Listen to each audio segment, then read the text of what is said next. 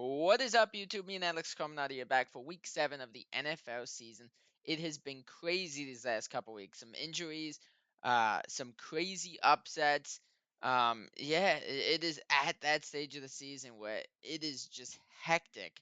And there's some teams that you didn't expect to be in the race that are in it right now. So let's get right into the video. Hope you guys enjoy. So, Alex, it is now already week 7 of the NFL season. This season, as always, is flying by. But we go into this week after, honestly, a pretty eventful week again. Obviously, Joe Flacco taking over for the Bengals. The Buccaneers beat the Niners, and the Buccaneers are literally down to no receivers. Abuka got hurt, Godwin's hurt, Mike Evans is hurt. I did see that Mike Evans practiced today, but they're down to nobody.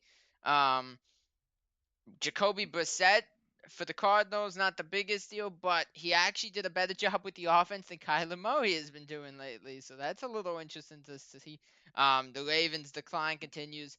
Rico Dowdle, for the second straight week, ran all over his opponent and had his revenge game against the Cowboys. Um, the Falcons beat the Bills. The Commanders literally handed the game to the Bears off that fumble. The Lions really struggled against the Chiefs. There's other things we could go into as well. Drake May looks phenomenal. What are your thoughts going into this week? Yeah, it's a really big development going on in the NFL with all those stories and just where things have been now as we're about to start week 7. You see a team like the Buffalo Bills where they were the clear favorites in the AFC after Kansas City's shaky start. They lose to New England. They lose 2 weeks in a row now after falling flat on their face in Atlanta. So they have lots of questions to answer. What's going on with them? Why are they struggling now 2 games in a row? You mentioned, some other situations like the Tampa Bay Buccaneers, a very good team. Baker Mayfield looks good, but the receiving core is depleted with injuries, and now you have the rookie injured in, Ibuka, and now that he's banged up, that adds a little more insult to injury, no pun intended, on what's already been a receiving core, like you said, with Evans, Godwin, he now being hurt. What is going to go on within, Tampa Bay? Who's going to replace these guys? Who's going to fill in? Those are big questions. Who is Baker going to throw to? The fact that that's a question right now with all those injuries says something big time about how good Tampa is, They're but what five they and need one to with fill this. that. Yeah, they're 5-1. Yeah, So I mean, again, they are 5-1. They're a very good team. The offense is red hot. Baker's developed into being the guy down there. But it's also the same thing of okay, now that his receivers are depleted, they're injured. If Evans or any of those guys do not go, who is he throwing to? You, me, the guy on the street? Who is he going to throw to this week? So we'll see what that looks like. You mentioned the Kansas City Chiefs, and they're starting to turn the corner a little bit. Yeah, they have that tough loss to Jacksonville, but they pick up a big win against Detroit. They're turning the corner, but at the same time, you're not sure what you're getting from Kansas City week in and week out. yeah, Like 1 week, they'll be really good, they'll be dominant like they were against the Lions. But the week previous, they have a couple leads and they can't hold on against yeah, Jacksonville, and they blow that game yeah. on Monday Night And Football. and you know what? This is a scenario too. The Lions again, their play calling cost them. You have the ball 4th down. You really had to get Jared Goff a receiving touchdown instead of running that ball with David Montgomery or Gibbs. That completely changed the momentum of that game. They had a Mm-hmm. great first drive, and then they did that. He needs to stop being so fancy because it has cost him so many times. I agree with you. I get your point. I mean, that early in the game, you don't think that's going to make a difference, but obviously it did as the contest went Yeah. on. They did But nothing but after. but huh? They did nothing after that. I agree with you. Again, a play like that's a big momentum killer. I'm not saying you're wrong. Obviously, Detroit has those, tricks up their sleeves, and knowing that Kansas City was struggling coming in, they thought they could pull a fast one. They didn't. But I think for the Lions, that's a lesson they're going to have to learn the hard way, and that was shown on Sunday Night Football. At the same time, no, you're right. I mean, you got Gibbs, you got Montgomery. They're both having great seasons. This Lions offense has come alive big Mm, time after that tough loss to Green Bay to begin their season. So Detroit shot themselves in the foot. They took 2 steps back after taking 5 steps forward. yeah. It's just going to be what are they going to do to respond now after losing the way they did? Yeah. And they The had a lot. great opportunity to play so well on prime time Yeah. once again. but they were unable to do that Yeah. against the team and the Chiefs that we're not sure where they're going. Again, like I said, they got the win. They're back at 500. They're 3-3. But this Chiefs team is up and down. I think they've turned the corner. But at the same time, you have Yeah. to keep an eye on what are we going to see from them week in and week out because we really do not know. Yes. The one thing for the Lions is they live and die by Dan Campbell. Oh, for This is sure. yes. And Dan Campbell's a great coach, and he's turned that franchise around in a remarkable way. At the same time, he got them all the way to the NFC title game, and his play calling cost them a chance to go to the Super Bowl. So you consider all these factors, and it's like, I'm not saying Dan Campbell's not the guy, but Dan Campbell, I think he's had to learn some lessons the hard way as well. Yep. Oh, 100%. 100%. I mean, we're going back to it briefly, but dude, you have two big bodies in there, especially David Montgomery, who was the one in the backfield at that time. Yep. Jared Goff doesn't need a receiving touchdown. Let's be honest, No, that's not not at his all. job. Not at all. But I want to go a little bit back to what you said earlier. You mentioned Drake May and the New England Patriots. Yes. I don't know where this came from. This came from left field, literally. They have put themselves in a position they They could could win be the a legit division. They could contender in win the this AFC. division now. They could win the division and be a legit contender in the AFC. And I can't believe I'm saying this, but they could be the Baltimore that was supposed to be this year.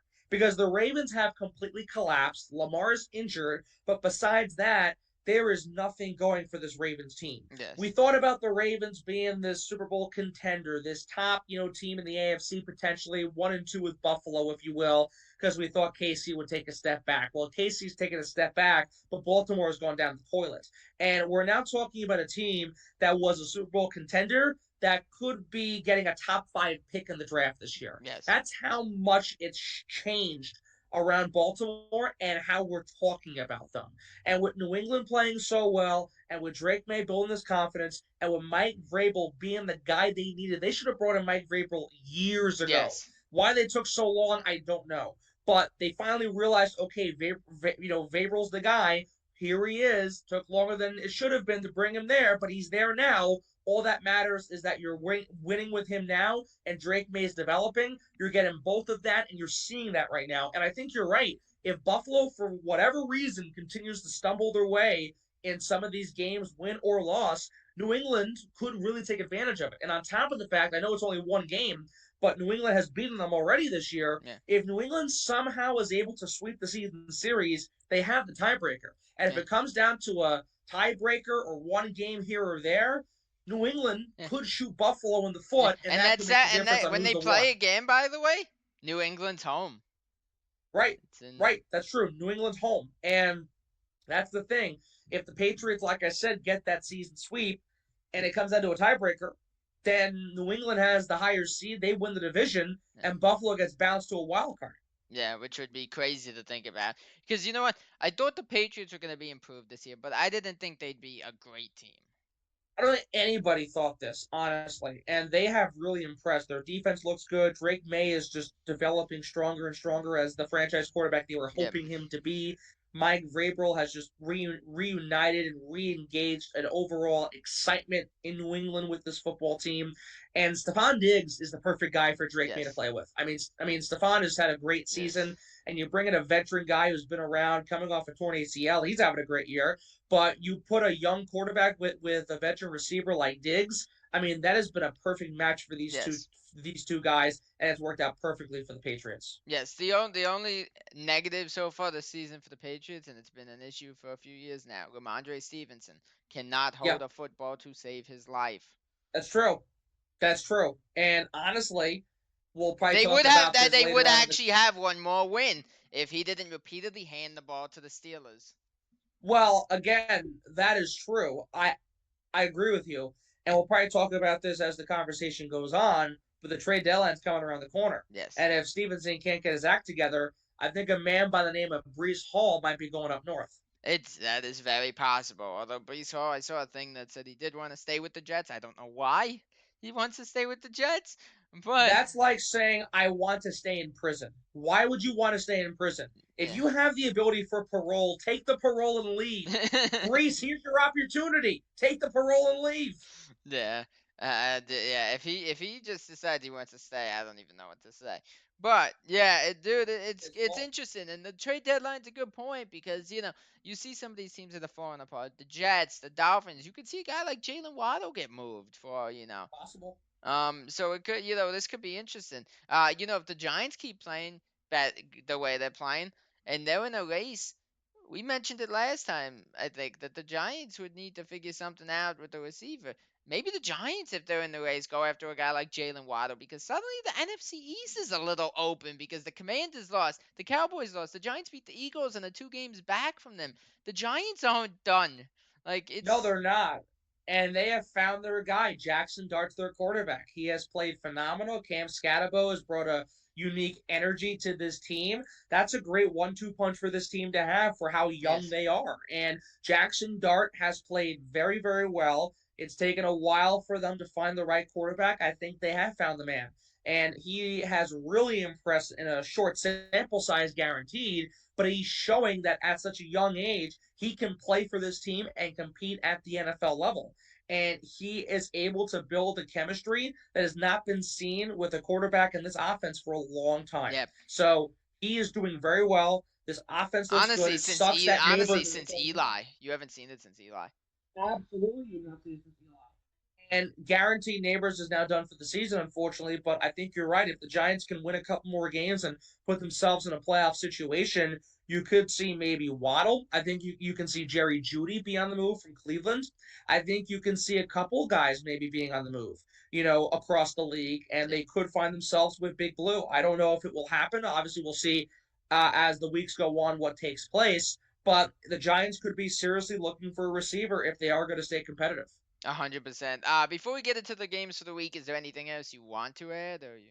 The Green Bay Packers secondary is Swiss cheese, no pun intended. I mean, it is an absolute train wreck right now in Green Bay. Now they won against the Bengals, I get that completely, but the first half the Packers looked great. Yeah. The second half they couldn't defend toddlers. I mean, it is just so freaking bad how it's looking right Yeah. now. And the offense was able to keep pace against Cincinnati, Yeah. but honestly, even before the loss to Cleveland, the tie to Dallas, and the win against the Bengals, like that Washington win, they won convincingly, but the second half was not the greatest Yeah. for Jordan Love in the offense. Like they started hot, they started strong, but they were slowly, getting the wheels off the bus in that second half. It was not looking good. And I think since then there's been a different mojo, a different spark, a different energy for this Green Bay offense. Josh Jacobs looks great. He played Yes. phenomenal last week.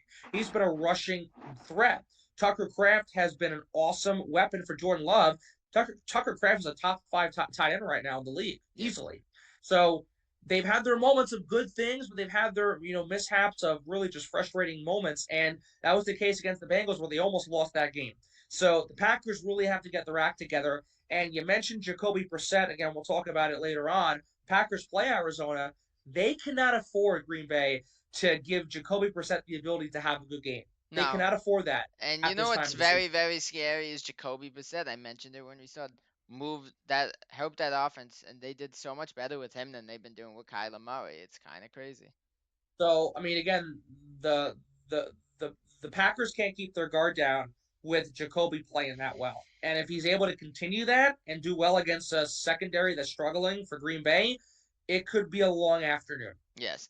What's with the Cardinals? Every season they start off good, and then they just forget how to play football.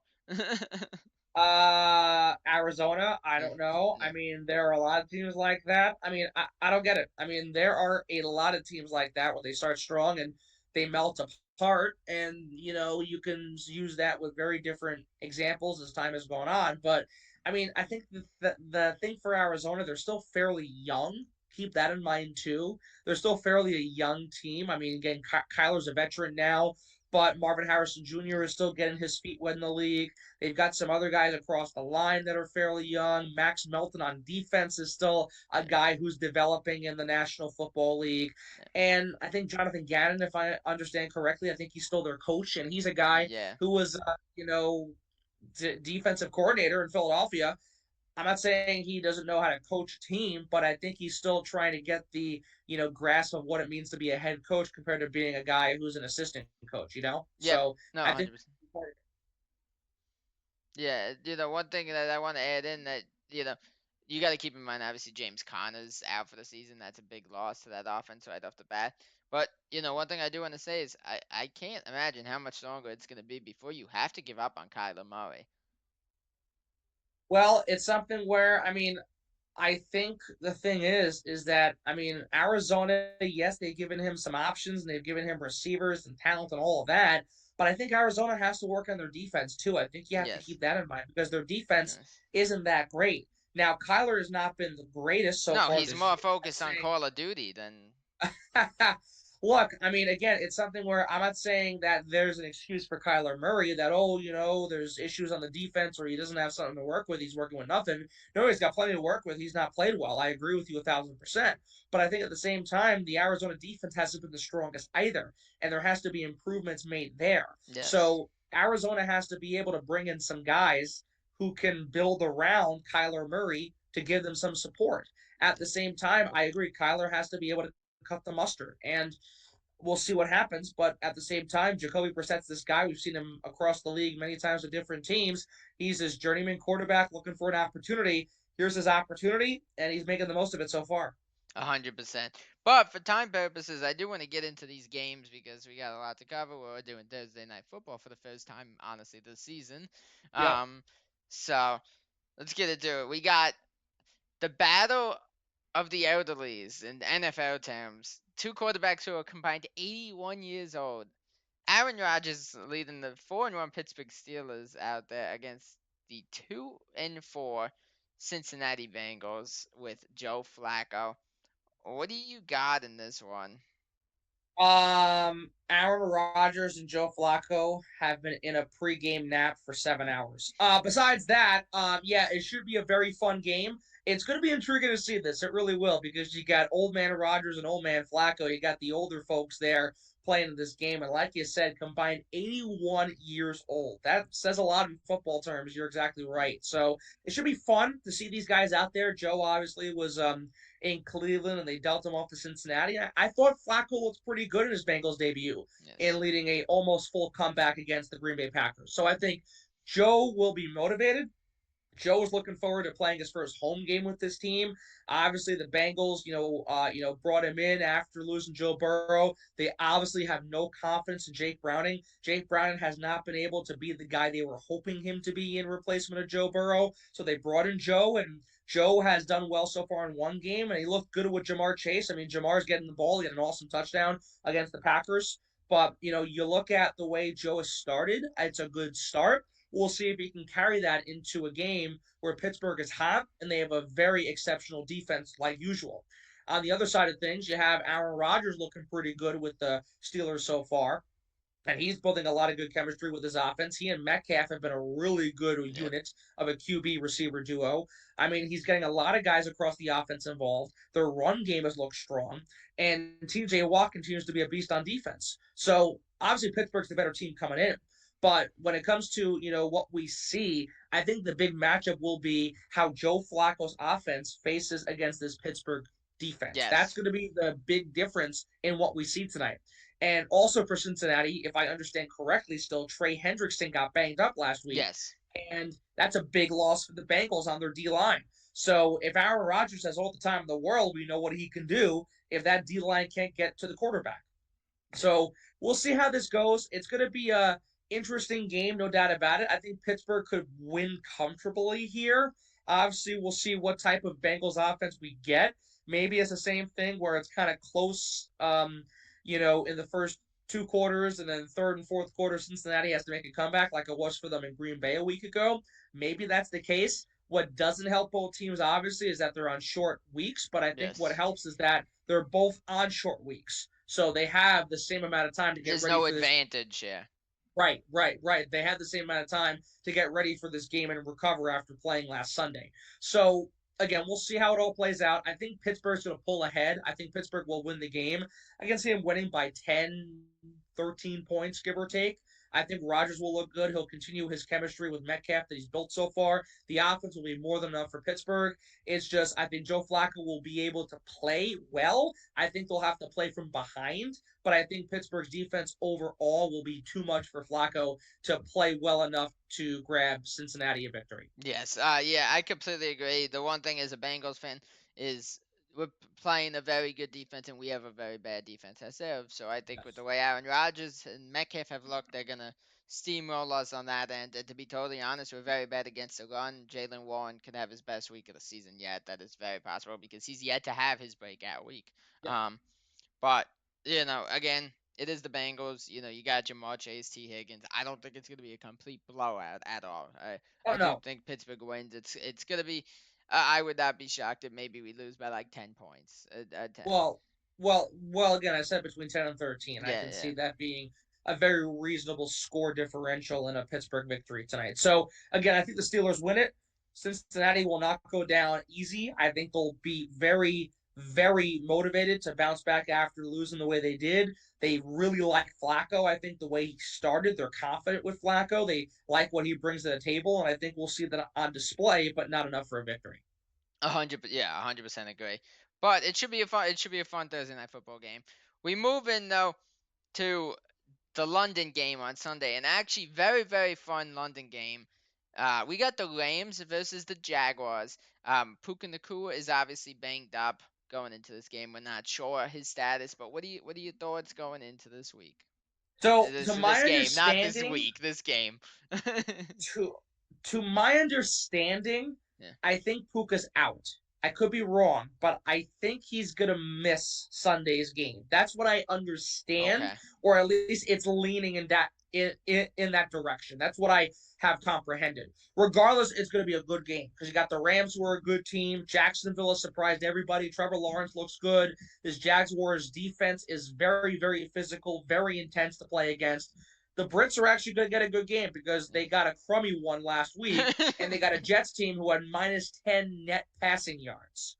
Yeah, you could have put me, you, and a whole bunch of elephants out there, and we would have thrown the ball a lot better. But it's something where, I mean, it's going to be a good game. I think Jacksonville's really going to come really further motivated. The Rams are trying to build off their, last game, and with these two teams, the way they've looked, the way they have played all year long. These are two really good teams that are Super Bowl competitors. Now, the Rams we knew were in the mix. We're surprised that we're saying Jacksonville's in the conversation.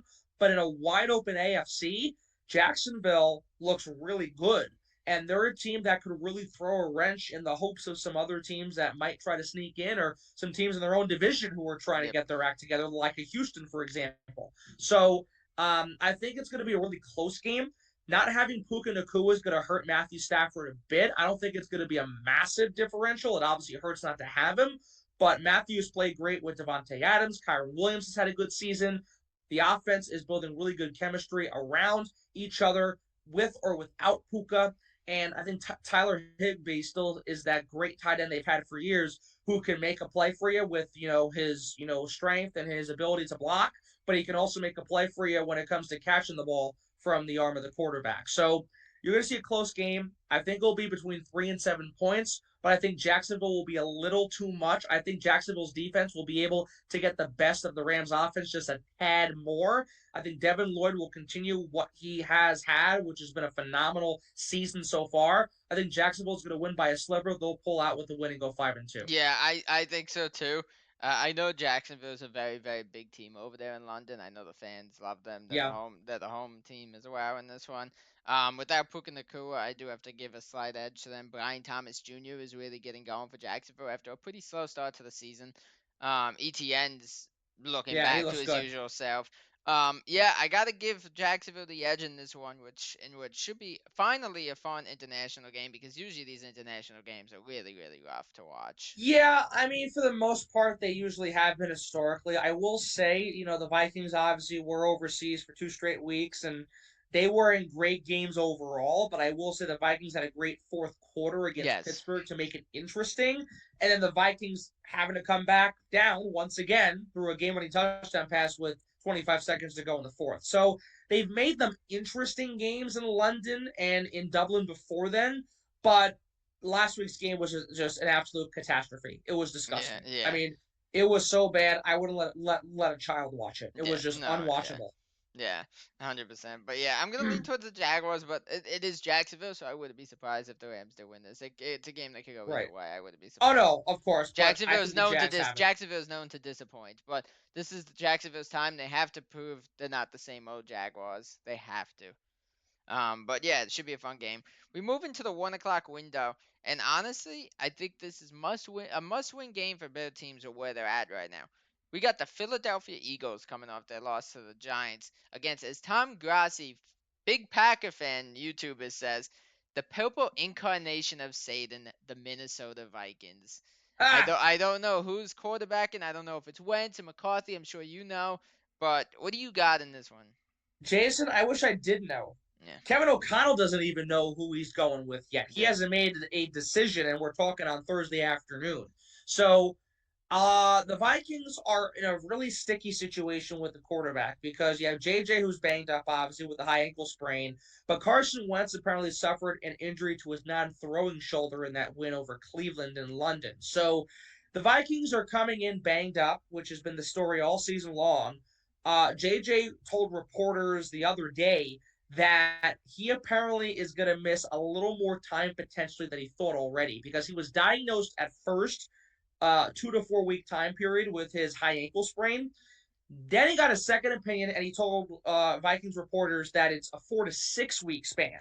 So he could miss another 2 weeks potentially. We'll see how it goes, obviously, but he could be out for a little while longer. The Vikings are coming off bye. That helps their cause entering this game yes. with the injury to JJ, Aaron Jones, a couple different guys on offense and defense. The Vikings do have a big name coming back. That's Blake Cashman, who has been a sensational linebacker for them ever since he joined the Vikings. And he had a Pro Bowl season last year. He's a Pro Bowl caliber, linebacker again. And he got banged up early in the season, missed a month or so with a knee injury. He's expected to return this Sunday against Okay. Philly. So the Vikings are getting some guys back. Aaron Jones still uncertain where he is at. There's a potential that he could return on Sunday, but it's still not clear. But I would expect Carson Wentz to go against Philadelphia. He used to play for the team. He's won 2 or 3 games with Minnesota. He's looked really good. And he's a guy just like Sam Darnold who's trying to resurrect his career. Darnold saved his butt and his career last year, got the payday in Seattle. Carson Wentz, I'm not saying he'll get a payday, but I am saying that he's looking to bounce back his career and still be relevant in this league. And he's done that in 3 games, winning Yes. 2 of them so far. And the difference between him and McCarthy when it comes to both guys getting sacked 6 times, Carson Wentz Yeah. made a 3-point game and threw 2 touchdowns and had Yes. 350 passing yards. Yes. McCarthy completely crapped out, was Yes. sacked 6 times, threw 2 picks, had a fumble, and lost by 16 points. Yeah. And And didn't throw a touchdown at all. one thing I'm curious on, would you go as far as to say that if, especially playing through the injury, and multiple injuries for the Vikings team in general, and no JJ, if Carson Wentz plays this game and leads them to a victory, does that solidify that he's going out there going forward as long as he's healthy? He should be the guy going forward, period, in my opinion. Yeah. I think if he is healthy, if he is able to play, if he's able to overcome this, non throwing shoulder injury, I think he should be named the starter right now. That's my Yes. opinion. At the same time, I think it will solidify that, but at the same time, you also have to have him produce again. I mean, Yes. yeah, he's done well in 3 games, but based on what we've seen, you go with Carson Wentz over JJ in a Yes. heartbeat. And I like JJ a lot, Yeah. but he's banged up and he's young. Yeah. And in 8 quarters, he's only had one really good quarter. Yes. And against a Bears team that shot themselves in the foot, who now has been getting their act together the past couple of weeks. Yes. And you So know what? The one thing I Chicago, want to say about Carson Wentz that really pissed me off in that last game when he injured his shoulder, dude, you can't take those hits. You're the last quarterback up. JJ McCarthy's hurt. You got the rookie quarterback who hasn't played a snap in the NFL yet. He needs to slide instead of taking that big hit. I understand what you're saying, and I agree with you in part. You also have to understand the offensive line he's working with. Ryan Kelly's been in and out. Brian O'Neill is injured. They have like more than 40% of their guys on the offensive True. line hurt. that does not help their cause to begin with. No, So but it we're was a dealing with running play injuries where all he across the ran for board. like 10 yards and then he could have easily slid and then he got hit Yes, because he didn't. yeah, yes, I understand. But like when he's getting hit, period, he's working with a Swiss cheese offensive line Yes. in some part. So I mean, we'll see what happens. But in my opinion, Carson Wentz should be the quarterback from here on out. It would help JJ to learn again from another veteran quarterback in year two. For Yes. the Philadelphia Eagles, they need to win this game. It's insane how they've gone from 4-0 to 4-2. They got embarrassed by the Giants last week. They blew that game to Denver. AJ Brown's a diva. He wants to get in the way of Devontae Smith to cost them a game. That's what happened against Denver. And they can't play a full 60 minutes. One half, they're great. The next half, they're horrific. The first half, they're good or bad. The second half, they're good or they're painful. Yep. So Philly 100%. needs to win, but at the end of the day, it's a coin toss. You can go either way with this one. You really can't get a definitive answer not knowing who the quarterback's going to be for Minnesota. Yeah. So I can't give you a confident answer, but I think Philadelphia is going to skirt their way to a win. Yes. I think it's going to be a very, very ugly Philadelphia win. Yes. I would not be surprised if this is a game-winning field goal Yeah. to win it. No, I agree. And they need to get Saquon Barkley involved. I don't know what they need to do exactly or why he's not being, seen so much, why he's not getting the ball so much. Yes. Saquon has to get going. This is the game to do it against a banged up Vikings team whose run defense hasn't been the greatest this year, and their defense as a whole. One night they look good, the next night they don't look good. Against Yes. crummy teams, they look great. Against playoff competition, they've been painful to watch. Yes. 100%. But yeah, with what's going on, I will lean towards the Eagles, but again, it could go either way, just based on mistakes that have been happening. I could easily see something stupid happening from one side that completely changes the game. But for now, I gotta lead the Eagles, even no matter which quarterback goes out there for the Vikings. Right. Right. But we're moving though to the next game. We have about 7.5 minutes on here before we gotta restart. And one of the good news is we could kind of move through this one pretty quick. We got the Patriots against the Tennessee Titans, who just fired their head coach, and they look abysmal. What are your thoughts on this one? Tennessee is a disaster. Mike Vrabel against his old team that he used to coach for. Drake May's hot right now. New England shocking everybody. Is there much more to say? New England's going to win. Yeah, poor Cam Ward, man, because he's not even the issue here. He really No, isn't. he's great. Yeah, He's this. great, but he's working with sticks and stones basically. Yeah. No, yeah, 100%. The dude's also getting locked every freaking time he freaking gets the ball. He's repeatedly getting crushed. His O-line is just not helping him. Tony Pollard's not doing anything either this year.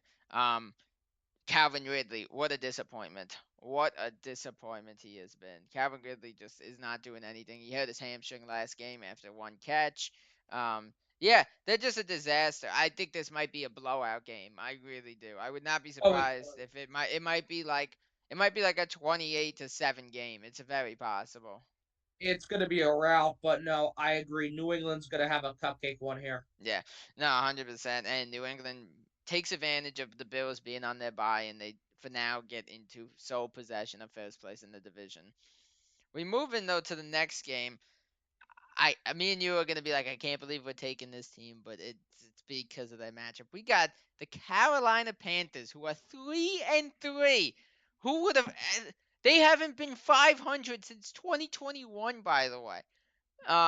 Against the New York Jets, who just don't even know how to play football, and they have no Garrett Wilson to make things worse. What is your call on this game?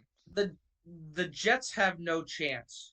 There is a better chance of it being 100 degrees Yo, in January in Minnesota than you're the a Jets are. bad team when we sit here and say you have no chance against the Panthers. Well, Carolina has impressed a lot of people. I mean, this has come from out of the blue, and they Yes. really have played very well. Their running game, their rushing attack is exceptional with those two guys there. They had that game-winning field goal. Dallas choked that. The Dallas Yes. defense awful. We know that, but the Panthers were able to really just run the Yes. table and make that comeback and win. But they're playing a team where, again, there's a better chance of it being 100 degrees in Minnesota in January than the Jets do winning a game against the Carolina Yeah. Panthers this season. Yeah. So it is going to be ugly. If you thought Tennessee New England's going to be bad, don't even bother watching the second quarter. Yeah. I mean, the first quarter is going to be such a disaster. By the second quarter, we know who's going to win the game. Yeah. Panthers win this easily. The Yeah. Panthers are going to be 4-3. Yeah. And dude, you know what's crazy, man? The Jets, the first week, I feel like people were talking about it. Their offense actually looked pretty good against the Steelers. It was just a late field goal that the Steelers won off of. They were scoring a lot. They were in the high 20s. Since then, it's just been completely downhill. Oh, it Um, has. I don't know what happened, and they had their best performance against one of the best defenses they've played, and then they haven't been able to move a football since they struggled against the Dolphins. Mm-hmm. Like, I don't know. It's just crazy to me. But for the Panthers, Rico Dowdle has been a huge pickup, and this kid McMillan, the new wide receiver, looks phenomenal there. But yes, the Panthers win this game. It might be a blowout. I can't believe I'm saying Bryce Young might blow a team out, but it might actually happen because No, the Jets are no. I terrible. mean, again, the Jets have no offense. Justin Fields Yes, Justin Fields looks like a completely different person, yes, and the problem is that he's playing too conservative. He needs to play more aggressively. Why are you playing so conservative in such situations? And at the same time, yeah. you got to air the ball Oh, out. did you see their drive to end the first half in the final 2 minutes? They just kept running the ball. Yeah, I mean, I get it that Brees Hall's talented, but you have to throw the ball. Justin Fields is a quarterback. Well, you He has to become too. throw You the become the issue is you become way too predictable. It makes it well hard on that Breeze. It becomes very hard on a guy like Breeze Hall.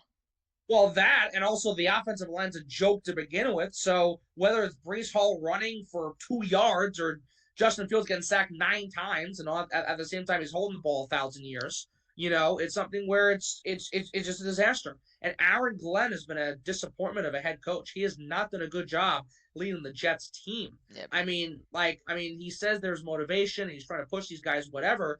I mean, there is just nothing to work with here. And Aaron Glenn has done a very poor job as the head coach. I think he takes some responsibility because this is a defensive minded coach who's a Yes. former defensive coordinator, and the defense is horrific. Yep. And the passing defense is not great, and they've allowed the second most points in the NFL so far this year. I mean, so much for defensive minded coaching. I mean, Glenn has just been an absolute disaster so far. Yeah. I that's just mind blowing. He got his defensive play style. He got some advice on the defensive end from a defensive minded coach and Tom Thibodeau. Um, Yeah. two of the worst defensive coaches I've ever seen because the teams never know how to actually defend. But yeah, it is interesting. I cannot believe we are actually taking the Panthers, but the Jets are just so bad that we really have to. Yep. We are gonna restart though. We have like 2 minutes, but we're not. That's not enough time to get into another game. So we'll restart, and we'll be back in a minute. So Alex, the next game I want to get into does not get any prettier. By the way, be ready for this one. Tua Tagovailoa and the Miami Dolphins, obviously without Tyreek Hill, against Dylan Gabriel and the Cleveland Browns. Well, What are your thoughts on this one? Well, this game is as pretty as my face for radio, so that says a lot. Look, I mean, this is gonna be another just crapshoot of a game. You have the Dolphins who are a mess. Tua doesn't know where he is or what he's doing. Mike McDaniel has left the planet. He's on Mars, and just the Miami Dolphins are absolute train wreck. I mean, it's crazy how much of a disaster they've been this year. On top of Tyreek Hill getting hurt so early in Yes. the season. Where on the other hand, you got the Cleveland Browns, who have a really good defense, and Dylan Gabriel's all right, but the offense as a whole is just non-existent. Yeah. Jenkins has done a good job as a rookie running back. That's really I it. actually like Judkins a lot. Yeah. He's done well, but the passing game is awful. And a lot of it is that the offensive line for Cleveland is just completely discombobulated. They are just not a good offensive line. And Gabriel doesn't help that he's getting dropped a lot of the times, and he's getting pressure, and he's got to quickly throw it out. For a rookie quarterback, that doesn't help him quickly develop into the system and into the Yes. league. Period. But it's something where it's like this is a game that could go either way in such a bad way. But honestly, I think the Browns' defense is going to carry them to a victory. It's not going to be pretty.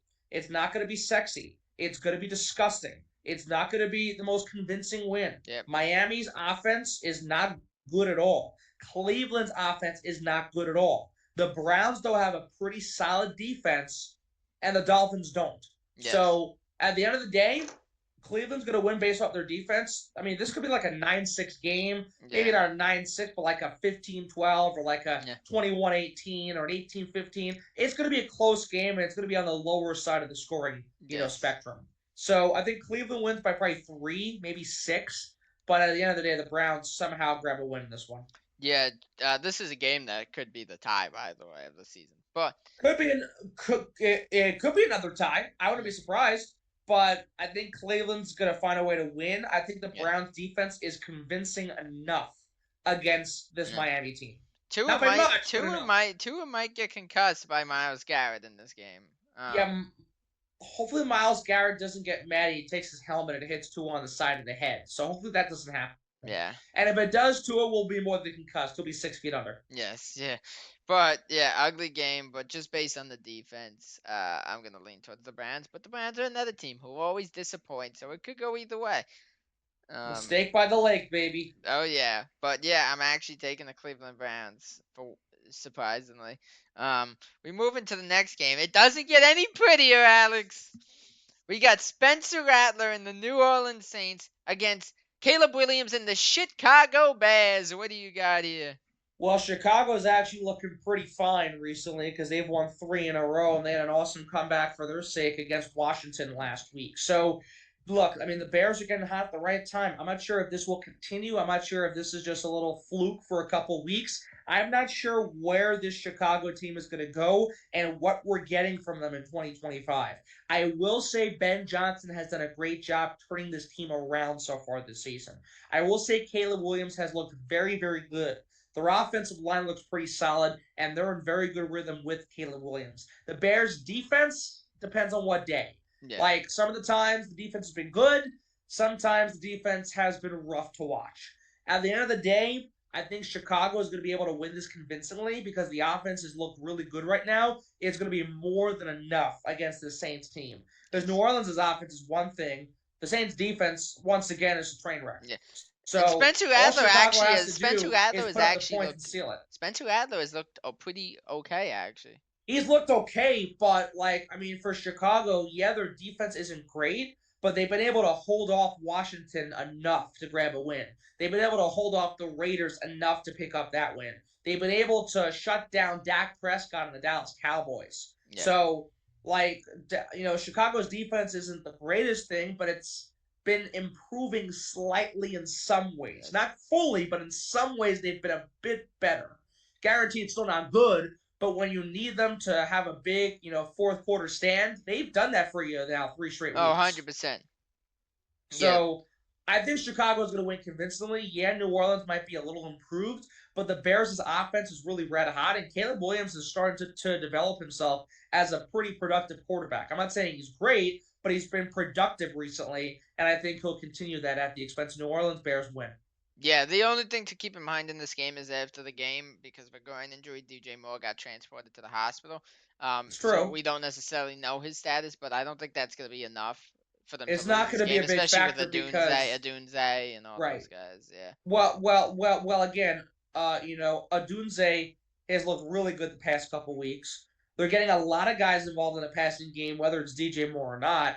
And DeAndre Swift looked really good against Washington. He had that amazing touchdown against the Commanders. So getting DeAndre Swift more involved, they paid him all that money for that reason. But the fact that he's getting the ball and he's making an impact says a lot too. So not having DJ Moore is not good, obviously, for Chicago, but it's not going to be the end of the world against New Orleans. There's still a chance he might play, but I'm not. There's as of us filming this right now, there's no word on that. Right. We move in though to the final game of the 1 o'clock window, a divisional matchup, which is actually a little bit interesting for the Chiefs, obviously, because they're 3-3, and the Raiders are 1 game behind them and just won last week. You got the Raiders Chiefs, a big game here, and to be honest, both teams really want to beat each other, obviously, considering it's a big rivalry. But what do you got here? The fact that the Raiders are 1 game back of Kansas City says a lot. Yeah. It says a lot. It really does. And for the Raiders, they're a team where, we don't expect much from them. They're not good. They're getting embarrassed at times. They lost that game to the Bears. That was Chicago's big win to get them to 500 and say, okay, maybe the Bears are something here. So the Raiders are looking to take advantage of the Kansas City Chiefs in a way that the Bears took advantage of them to a certain extent. Yes. Because the Chiefs, again, like we said before in this conversation, they're a team that one week they look good, the next week they take a step back. I'm not sure what we're getting. I think they've turned the corner after beating the Lions the way they did, but at the same time, the Chiefs have to prove they can win multiple games. They've lost multiple games this season. They've not won multiple games except once. So, if the Kansas City Chiefs can win a second straight game and get themselves to 4-2, be over 500, not just by one game, but by two games, that would be big at this point of the year. If they Yes. have a chance to do it, I think the Raiders will go down swinging. It's just the Raiders' offense is a mess. The The Raiders' offensive offense is literally oh, Ashton Genty. That's their oh, I know, offense. I know. Geno Smith has been a train wreck. The offensive line is not great, but even with a bad O line, Genty's made the most of his opportunity. So I think you'll see the Chiefs defense settle in and do very well against this poor Raiders offense. And if the KC defense can hold Detroit to 17 points, they can probably hold the Raiders to less than 10. Yeah. So And maybe Chris I Jones think won't that, just stand there and watch the play like he did on the Trevor Lawrence touchdown. yeah, that'd be just a little tad more helpful for Yeah. Kansas Did City. you That's see for that sure. play? He just stood there and watched the entire Well, I thing. mean, Trevor Lawrence stumbled and bumbled and fumbled over himself faster than a drunk, The and still was most able to Trevor score. Lawrence touchdown. It's incredible. But I mean, look, I think Casey's defense will be enough to hold the Raiders. Yeah. Pat Mahomes looks good. The offense looks a little better. They're getting some guys back. Rashee Rice is Rasheed back. Yeah. Rice is back. That's going to be huge for the passing game. So we'll see. I think the Chiefs win. It's not going to be sexy, but I think they're going to win. Yep, I completely agree. There's nothing also that could have anything that could have me with any confidence in the Raiders winning a football game either. It took the Titans to make them look good. Right. Like let's be honest. So yeah, there's not much I could say on the Raiders. They're gonna lose this game. It'll be an ugly game, but they'll lose. We move in though to the 4 o'clock window. We kick off with an exciting one, which I wouldn't have expected to say early in the season. But we got Indiana Jones and the Colts against the Los Angeles Chargers. What do you got here? This is a big game, actually. This game is more important for the Chargers than the Colts. The Colts have proven themselves to be a legit team this season at 5-1, and Daniel Jones has resurrected his Yep. career in a remarkable way.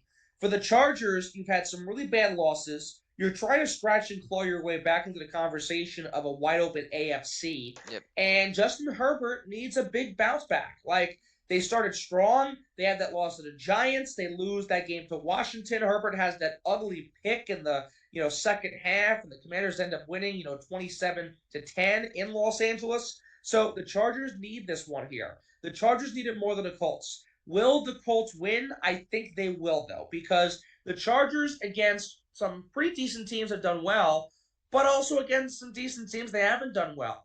And a team like the New York Giants, who they lost to, that gave the Giants the momentum they needed. For the Yes. Colts, they have that momentum. They just need to further build upon it. If the Colts can get the 6-1, that says a lot almost halfway through the season. Yep. So at the end of the day, And Colts the fans Colts are, expected complete misery this season. and the Colts have gotten the opposite, and they've given them the opposite. So I think the Colts are going to win this. The Chargers are going to make it interesting. They'll make it competitive. It's not going to be a 27-10 game like it was with Washington. I think it could be like a 27-17 game or like a 30-20. I think it'll be a 10-point game. But I think the Colts win regardless, and the Chargers are going to have another frustrating loss. Yeah. Now, again, Herbert has been up and down.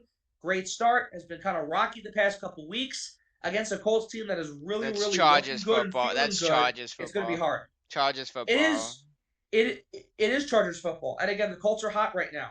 They're not going to slow down. The Chargers need this game. I don't think they're going to get it. Yeah, I completely agree. I mean, Jonathan Taylor has been a machine so far Yeah, this season. So he I has. think he's going to continue with that. And Daniel Jones is going to have another big game. It's going to be a close one. I think these are two good teams, so no matter what. But yeah, I am going to give the edge to the Colts. We move into the next game. It's an interesting one, especially with them being 4-2 and the Chiefs playing the Raiders and potentially probably picking up a win. The Giants not being far out. We got the Giants Broncos here. What do you got in this one? It's going to be intriguing. I think what helps is that Denver's home. That's a big plus for the Yes. Broncos, and that'll be a challenge for the Giants. Obviously, the altitude there is difficult for any visiting team. Even some players who go to Denver for the first time and say, "Oh crap, I gotta play in this." But Yep. regardless, look, I mean, Denver did not look great against the Jets, but they looked very good against Philadelphia, and that one was a turning point. The Giants look good. Jackson Dart's great. Scadabo's a good player. They have something cooking here. Brian Scadaboo is Dable gonna have the might most. survive the Yeah, axe. possible. Scadaboo might have the most exciting 4-year career. He's not gonna have a long career just based Right. on his play style, but he's gonna have a very exciting 4 or 5 year career. Look, I think Brian Dable might save his skin by the skin of his teeth. He Yes. might avoid the axe. But I He don't better think it'll be take enough to beat Jackson. Denver. He better pay for a dinner for Jackson Dart because Jackson Dart's about to save him. He's just saved his life, Yeah, basically. I yeah, mean, but look, Denver's the much better team. Bo Nix looks good. This Denver defense is ruthless. I will say the yes, offense for Denver wasn't the greatest last week, but their defense was consistently strong, even though it was the Jets. And against Philadelphia, they got pressure to Hurts. They were able to force turnovers. They were able to give the opportunity to the offense to score and come back, and they did their job, and the offense took care of the rest. So at the end of the day, Denver's a better team. It's going to come down to their defense against Jackson Dart. Jackson's looked good. I think he's going to struggle, though, against this really good Broncos D. So Denver's going to win, and they're going to pick up a huge victory if Kansas City wins, especially. yes. I won't. I will expect this to be a low scoring game. It might be. It's gonna be a little more scoring than the Jets game. I don't think it could be that low, It could be but the same as that Philadelphia game. It yeah. could be like an 18-17 game. It's very, very possible. I am excited for this one because honestly, just Jackson Dart's been fun. And it should make for an interesting matchup in the 4 o'clock window. But yeah, I'm gonna have to lean towards the Broncos. But who knows? The Giants have to beat the Eagles. You never know. Maybe they pull off another one and keep building in this race. And then obviously, hopefully, for their sake, the Vikings could beat the Eagles, and then suddenly the Giants are one game out, which would Right. be insane. So the Giants, man, the one thing for the Giants before we move into the next game, uh, the loss to the Cowboys and Saints might end up pointing the Giants at the end of the season. It's possible. And again, those were tough losses. And the thing is, obviously, you gave Russ the option to start because he's the veteran. You weren't sure where the season was going to begin with. But now that you have productivity, you have Jackson Dart developing and doing well and leading this team and showing that he is your guy, that loss or those losses could make a difference. Maybe the New Orleans one does make a difference Yeah. because Jackson Well, Dart, if they win those games, by the way, they're currently in first place in the division. well, that too. But the thing is, like Jackson Dart struggled in that game, and he learned from that. That was a big learning curve for Jackson Yep. Dart after starting so strong and taking a step back and then bouncing back the way he did against Philly. So again, we'll see what happens. It could happen, but if the Giants are able to pull off an upset and they're able to stay the course, then maybe those games do not make a difference in what happens. Yeah. No, 100%. It should make for a fun matchup, though. We move into the next game. Your Green Bay Packers against the Arizona Cardinals. What are your thoughts on this game as a Packers fan? Well, like I said earlier, the Packers secondary has not been good, and Matt LaFleur has emphasized throughout the week that the first quarter they're good, the second quarter pretty decent, the second half it's not fun to watch. Yep. They need to play a full 60 minutes. They've not done that since the first game of the season. That was the only time they played a full game in that win against Detroit. Since then, first half is good, second half is not. The Packers have outscored their opponents this year 24-0 in the first quarter. They're a -6 in the second half this year. Jeez. That's a massive difference. Yeah, that says a lot. And whether it be a lack of stamina, lack of consistency, the inability to play a full game, they got to fix it up. And Micah Parsons, he's been great, was kind of quiet at times throughout the Dallas game, was kind of quiet against Cincinnati. He's dealing with a nagging back injury at times, from what I understand. Jordan Love has looked good, but Jordan Love needs to be more consistent. This offense needs to be more consistent. Josh Jacobs has Josh had an Dobbs? How did that I one know. go? I blanked on Josh. Again, it's another where I don't know where I was going. I was so flustered with the Packers defense. Josh Dobbs came to my mind, and that says a lot about frustrating to begin with.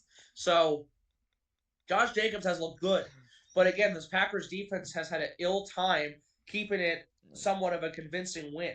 Like again, the offense has done their part, the defense has not. The Yeah. front seven, the guys up front, they've done well, but that secondary has been painful, and that's been the kryptonite so far for Green Yep. Bay in some of these games, win or loss. So for Green Bay, they have to get this win. We talked about the QB situation in Arizona earlier. Jacoby Brissett's hungry, motivated, looking to further improve himself as a journeyman guy and a guy who's serviceable Yep. for a Cardinals team that's kind of up and down. So you're gonna get a back and forth game. I think it'll be a little closer than people think.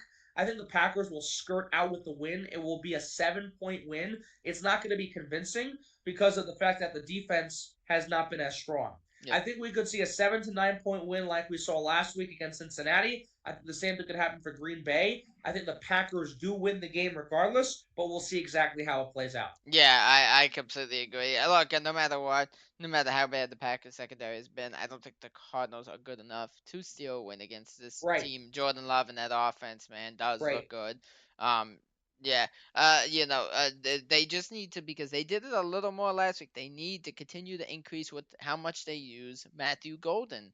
Yeah. I mean, he had a big pass down the field finally. I'm shocked he still doesn't have his first touchdown. That's very shocking to Well, me. again, they need to get him involved more. I agree. Tucker Kraft, though, has had a phenomenal season. Yes.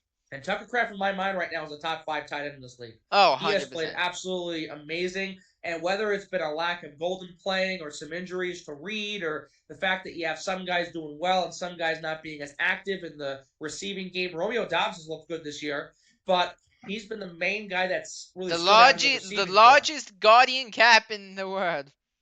You're not wrong. Yo, like But you it's must. worked. Jordan Love must see that thing and be like, there he is.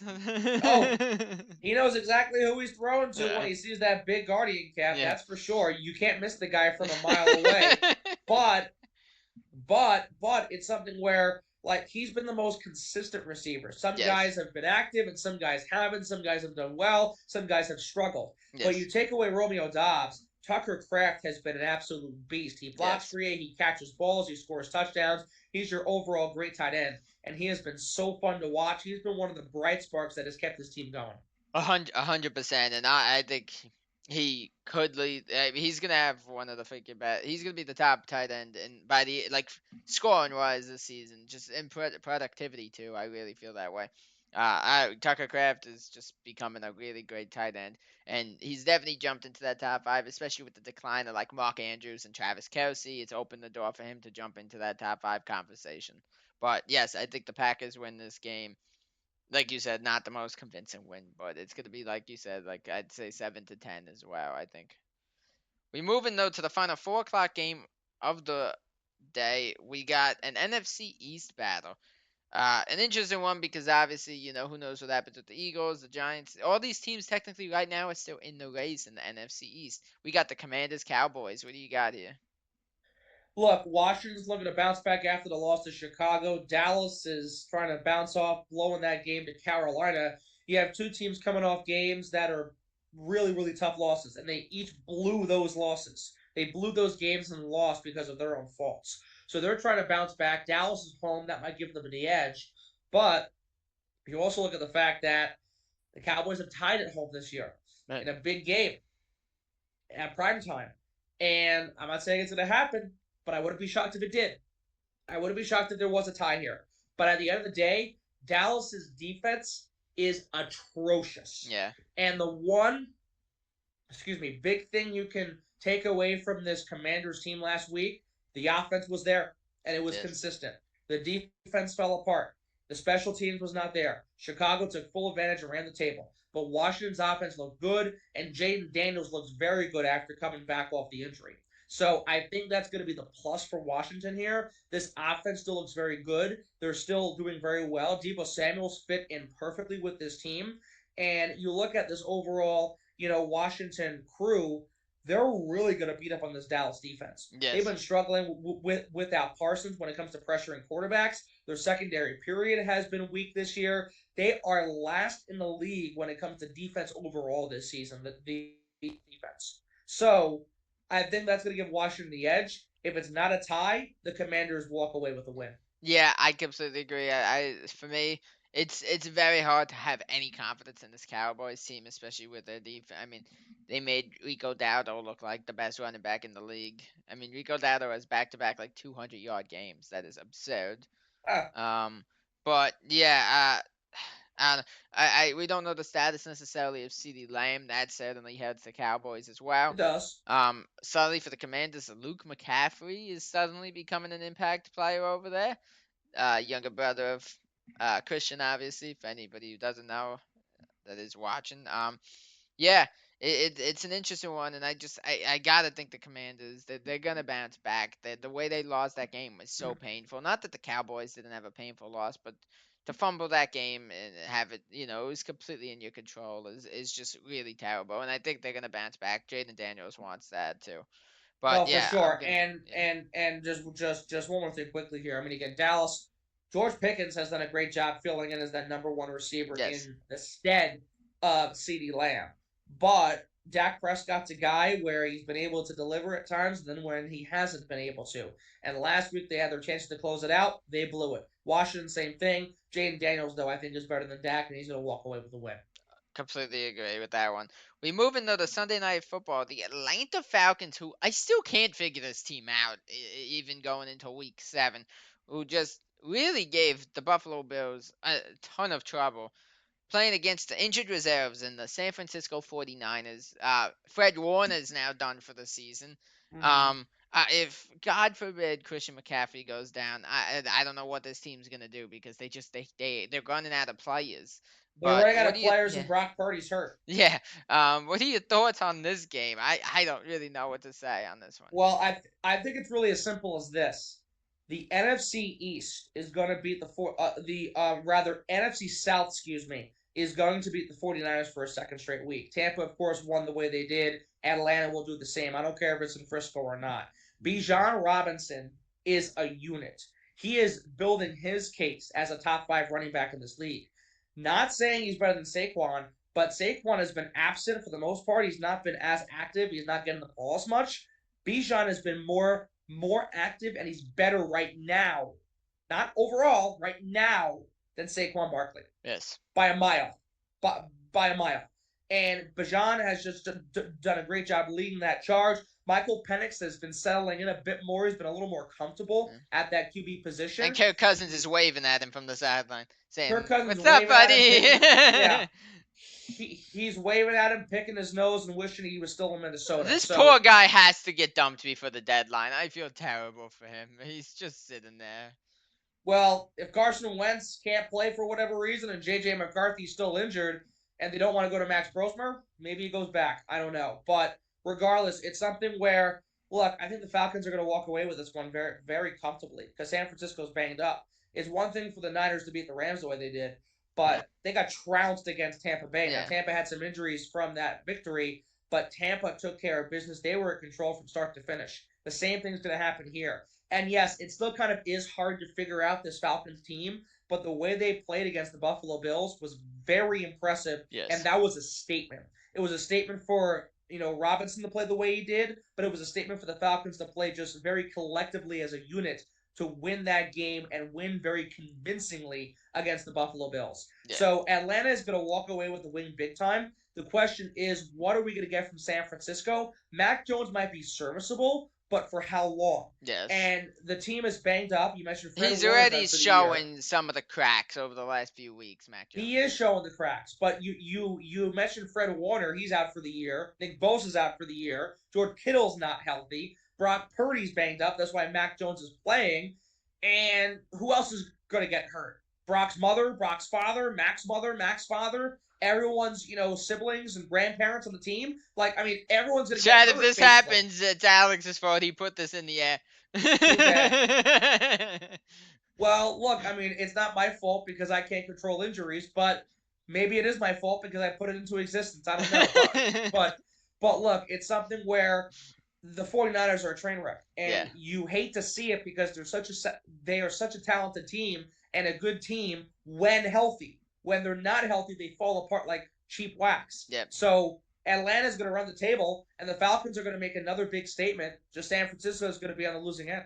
Yep. No, 100% agree. Falcons win this one, but again, they're another team. It's the Falcons. They could disappoint and blow this one too. Hmm. They by all means, with the injuries for the Niners, they should win this game though. The Falcons.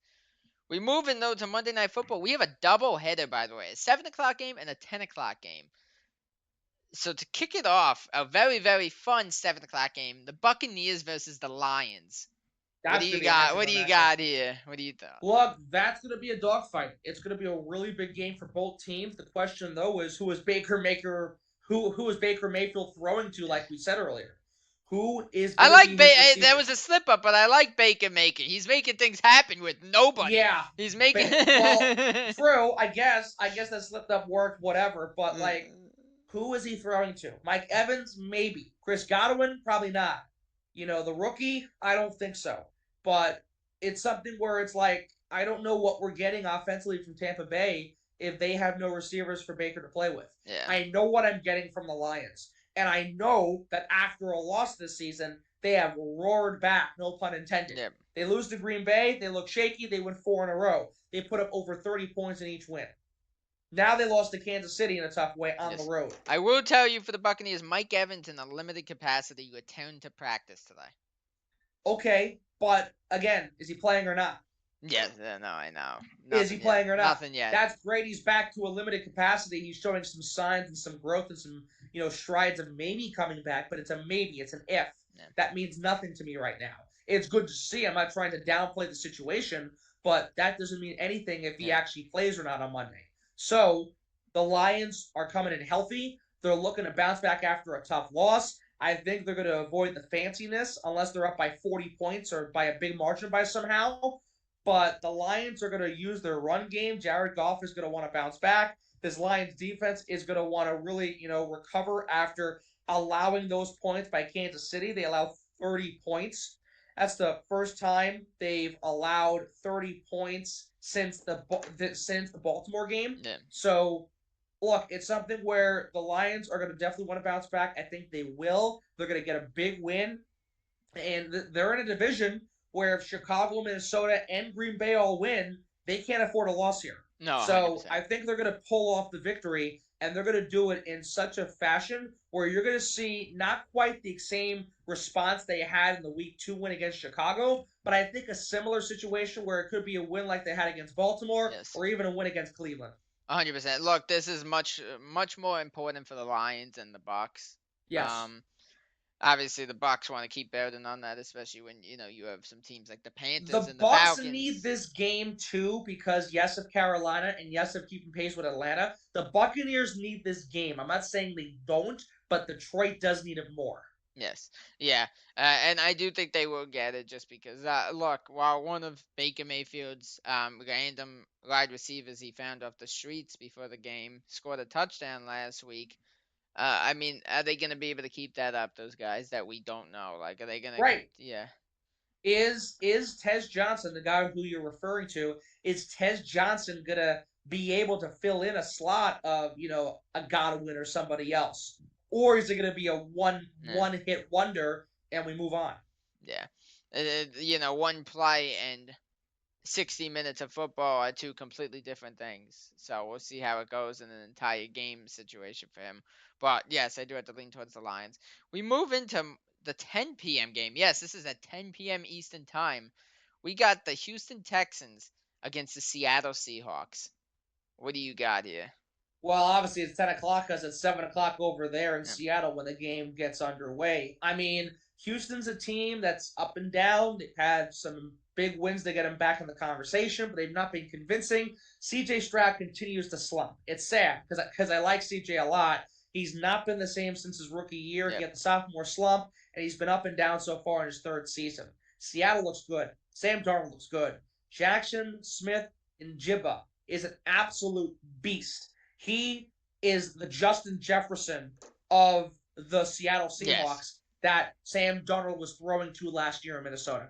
That's how good JSN is. He's an absolute unit. He's a superstar in the making. He's already a superstar. He's continuing to build his case in that category. And Sam Darnold, he got his payday. It's worked out well. Had his career year last year. He's doing very good so far in year one with the Seahawks. So I think Seattle keeps that positive momentum going. Their defense looks pretty improved, and Seattle's offense as a whole looks just really, really good. They've got a good flow going. Yeah. And again, you have JSN doing well, but the entire offense as a whole just works together as a great collective unit. So And I you know think the scary Seattle's going to thing, pull you through. want to mention their offense, the scary thing is Cooper Cup hasn't even hit his full potential yet this season. Yeah, he hasn't. I mean, he was more active in last week's game, but again, JSN is just overshadowing the entire offense Yeah. besides Sam Darnold, of course. But Cooper Cup has shown his stride. He's been able to still be very serviceable. And again, this is a Seattle team that has a really good offense all across the board. So they're just further building that. And Sam Darnold, again, looking like what he did last year before those last two games, he gets into a good offense. He's able to deliver. He's able to develop relationships. He's able to do very well and succeed. Now, the question is for Sam Darnold in Seattle, are we going to get the Sam Darnold of last year and the end of the season, or are we going to get the Sam Darnold we've been seeing for the majority of the season? Yeah. What are we getting come playoff time? What are we getting in late December and January? So we'll see what happens. But for this game on MNF, Seattle wins. Yeah, I definitely agree on that one as well. I don't think we've seen enough yet from this Houston team to be able to take them in a game. Obviously, if they were Mm-hmm. playing a team like the Dolphins or the Jets, no brainer taking them. But against a really, really good team like the Seahawks, they definitely haven't shown enough. Um, you know, the receiver core, there isn't one. It's just Nico Collins. Dalton Right. Schultz is a good piece there too.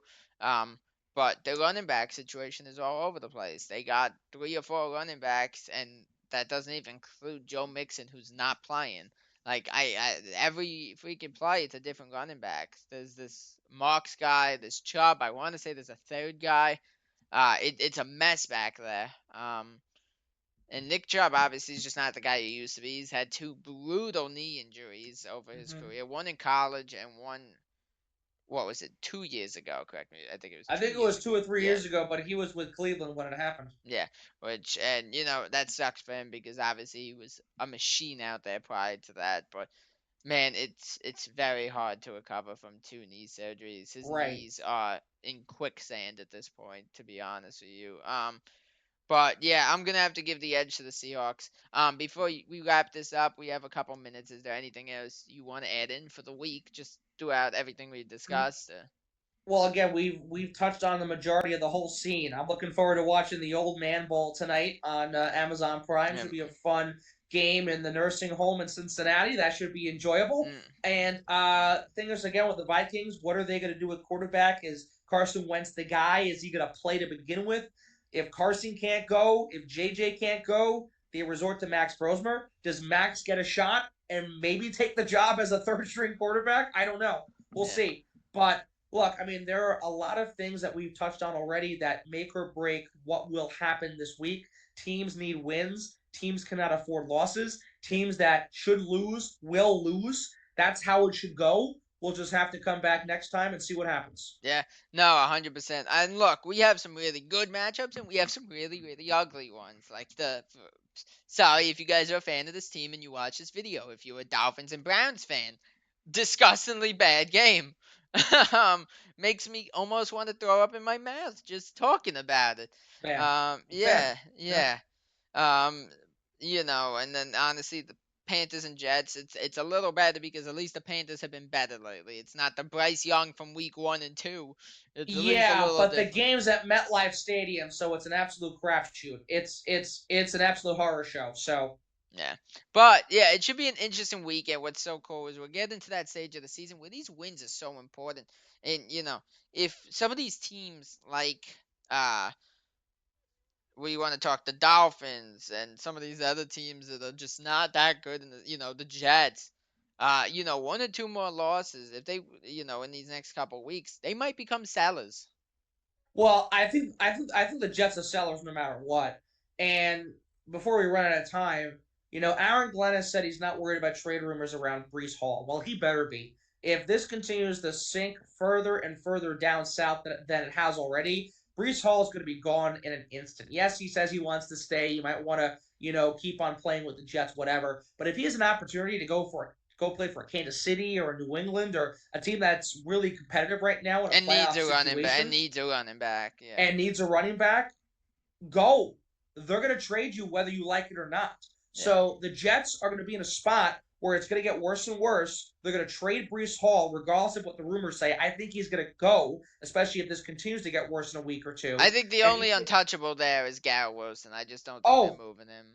Yeah. for sure, no doubt about it. But again, Brees Hall could help a team that needs a running back big time, whether it be New England, whether it be Kansas City, maybe even a Houston if they want to get back in the conversation. Yep. So at the same time, we'll see. But I think Brees Hall will definitely be on the move. Yeah.